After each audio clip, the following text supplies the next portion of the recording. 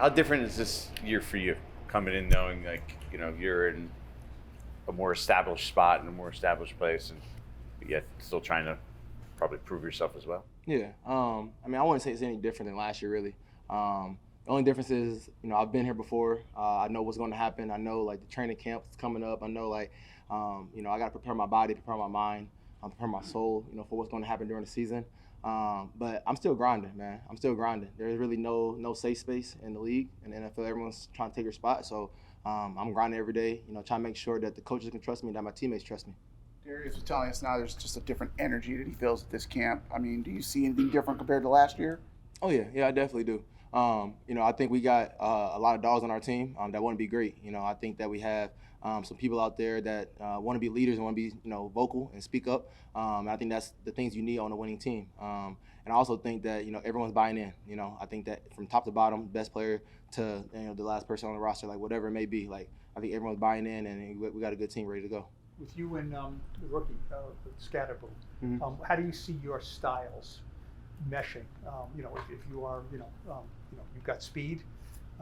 He's got, I'm not sure, he's got something. Yeah, he do got something. Yeah, well, explain to me what that is and how your styles mesh, you think. Yeah, I mean, obviously I got my speed and elusiveness. But Skattebo, man, he got a little bit of everything. You know what I'm saying? Like I watched his film, obviously. I've seen him play. I think we all seen him play. That boy got some power to him. So I think that's one of his strengths is his strength, really, his power, the way he run the ball. He runs angry, he runs hard, he runs physical. Some of the things that Dave's love. But again, I think that we're two different backs, but again, I think we complement each other really well. Tyrone, what about your game? When you look back on last year, what did you see, and what did you say to yourself this year? I got to get this better.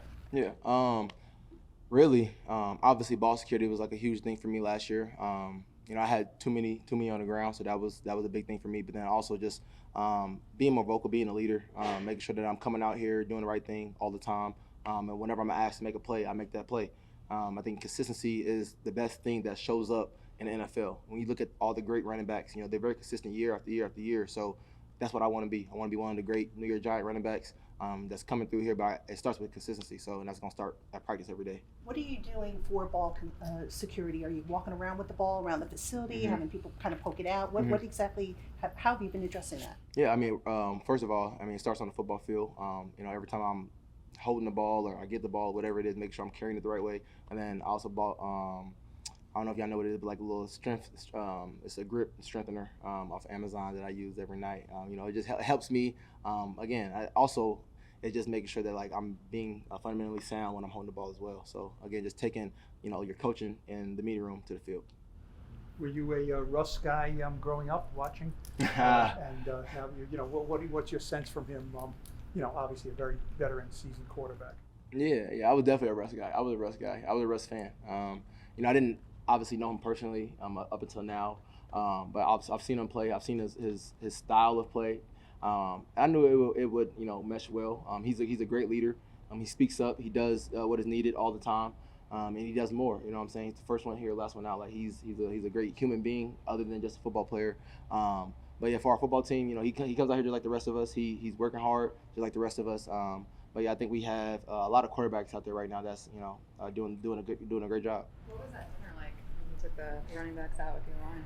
Hey man, I'm not a big splurger, but he definitely hooked us up. Let's just to say the least, he hooked us up. I saw some food on my plate that I ain't never seen before. But it was really really good food. If you ever never been, I think it's called Bourbon, right by I think it's called Bourbon Steakhouse. Actually, it's down by Central Park. But it was super nice. Like I said, it was very exotic food. But it was really good. He took care of it all? Yeah, he took care of it. He looked at me a little bit, but I was like, nah. You? Yeah, I said, nah, not yet. Did you have the steak or the bourbon? I had steak. I know, no bourbon, man. I got to keep it clean. So what did you eat that you've never eaten before? So I know, like y'all probably already had it, but like it's called calamari, I think, like octopus. Nah. Yeah, some octopus. They also had like some I don't even know what it's called, but it was like some slimy stuff. I was like, yeah, I can't do none of that. Anything, nah, it wasn't the octopus. It was like, clams and oysters, and I was like, yeah, I'm good. I'm good off that. I'm gonna just keep my fries.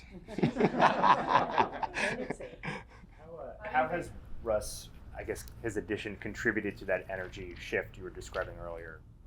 Yeah, I mean, I think it's the energy he brings. Every time he walks into the meeting room, he greets everybody. It starts with that. You know what I'm saying? So like, that is the main thing that I see. Russ, he's very intentional what he does. Like, he speaks to everybody. Like, again, no matter if you're the starting or you're number 3, whatever it is, like, he treats you like you're the starting person. You know what I'm saying? But he also gives you confidence and he speaks life into you. Like, he comes in the huddle, lets us know, like, hey, man, we got this. Like, let's go. He's a great, phenomenal leader. He's very vocal. He lets us know that, like, yo, there's going to be mess ups. You know what I'm saying? But that's what practice is for. You move on to the next play, and he's a true professional. How do you think his style of play will benefit the running back room? I mean, to be honest, like, when you have a person like Russ, he knows what he wants. He knows how he wants it. You know what I'm saying? He's done this for a long time, so he knows the looks. He knows, like, what's going to happen before it happens. So he'll literally, like, tell me, like, yo, get out quick here. And, you know what I'm saying? Because, like, he knows that, like, I'm going to be open on this play just from a defensive standpoint.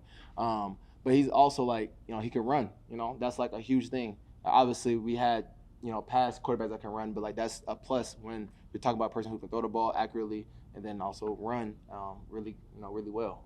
You know, that's going to help out us tremendously. But then, you know, you got good receivers, good tight ends, good O-line. Like, when we have the whole package, like, it makes everything, you know, pretty easy. Did you remind him, Tyrone, that you were to see him in college? And, hey, Nah, he actually knew. He knew he came in. Oh, so he knew that I was a receiver, but he didn't know, like, how long I played. So when we was out there, you know, during, like, phase 1, he would, you know, like, yo, you got really good hands, you know. And I was like, yeah, I do. You know, I used to play receiver.